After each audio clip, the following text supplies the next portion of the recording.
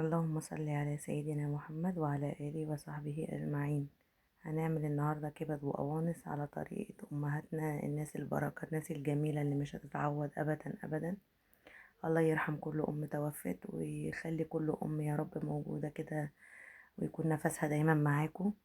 هنا حطيت شوية زيت، وحطيت قد كيلو بصل كده متقطع قطع كبيرة. كانت أمي الله يرحمها تقولي قطعي البصل كبير علشان بعد ما الأكلة تستوي البصل ما يكونش مش واضح في الأكل. فأي لحوم، أي فراخ، أي حاجة بتعملوها زي كده أو كبد وقوانص، تقطعوا لها البصل بالطريقة دي، بيكون أحلى في الأكل مع اللحوم. زي ما قلت لكم كده يا جماعة، أنا حطيت طبعا كمية كويسة من البصل، وهنزل عليها رشة حلوة من الفلفل الأسود علشان أشوحهم مع بعض. لما يدبل شوية كده البصل،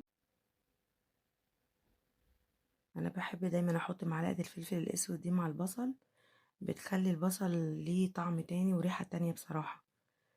يعني بيكون حلو قوي، غير لما بتشوحي البصل كده وتحطي الفلفل الاسود في الاخر كده. الطريقه دي بتبقى احلى.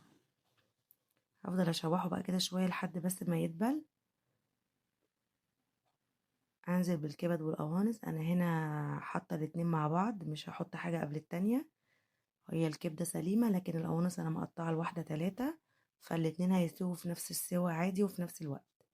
مش لازم ان انا احط القوانص الاول، لان انا مخليه الكبده سليمه فمش هتتهري معايا. وهنزل بقى طبعا بباقي التوابل. هزود فلفل اسود تاني، وهحط كمان معلقة كزبرة، من كل حاجة معلقة كبيرة، ومعلقة كمون، وطبعا الملح. وانا حطيت مكعب مرقة بس كانت الكاميرا فاصلة. واقلب بقى كويس الكلام ده كله مع بعضه. طبعا انا مش بحط لها مية خالص، هي بتنزل ميتها والبصل بينزل ميته، فبتستوي منها فيها. والغسيل طبعا يا جماعة احنا غاسلينها كويس جدا ومطلعين الدم من الكبدة. لازم الخطوة دي، الدم اللي بيكون في الكبدة ده بيكون عامل طبعا زفارة، وبيكون لازم يتنضف كويس جدا جدا. فلازم نحرص ان احنا ننضف الدم ده اللي فيها. وبحط بعد كده ملح وليمون، وكل بقى اللي عندك علشان الزفارة حطيه، ملح ليمون خل، بس انا بفضل الملح والليمون. وبفضل سايباها شوية منقوعة بالملح والليمون، وبعد كده بشطفها مرة واتنين وتلاتة، واعملها بالليمون تاني واسيبها شوية، وبعدين اغسلها من الليمون واسيبها تتصفى تماما في المصفى.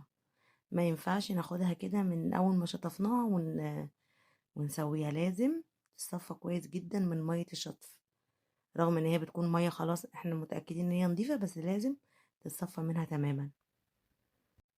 وغطيت كده عليها عشان تتبخر كويس وتستوي معايا. هعلي البابور. وطبعا انا قطعت قد 5 قرون فلفل، بس الفلفل ده مش حراق. وهنا بقطع فصين توم كده كبار، يعني بمقام 4 فصوص مثلا. فصين توم كده يتقطعوا، كل ده هيدوب برضو في السوا.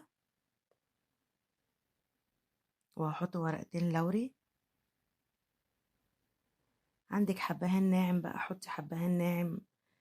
شوية قرفة ناعمة. كل الحاجات دي برضو حلوة في الكبدة والقوانص. لو عندك برضو معلقة جنزبيل أو جنزبيل فريش، بيدي طعم كويس برضو.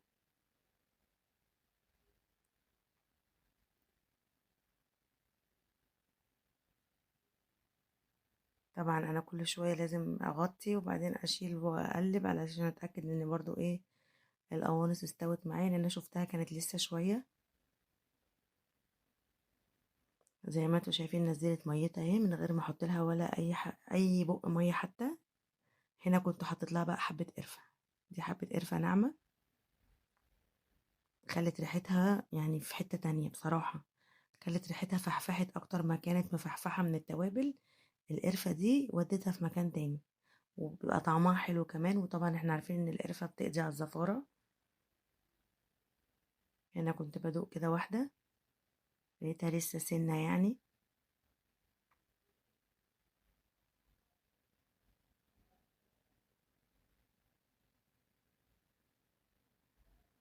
بس كده وخلاص. انا كنت طبعا عامله مكرونه محمره، وهغرف بقى طبق كبد كده وقوانص.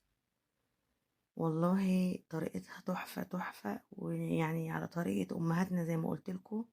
الناس البركة، الناس اللي عمرنا ما هنعوضهم. جربوها هتعجبكم.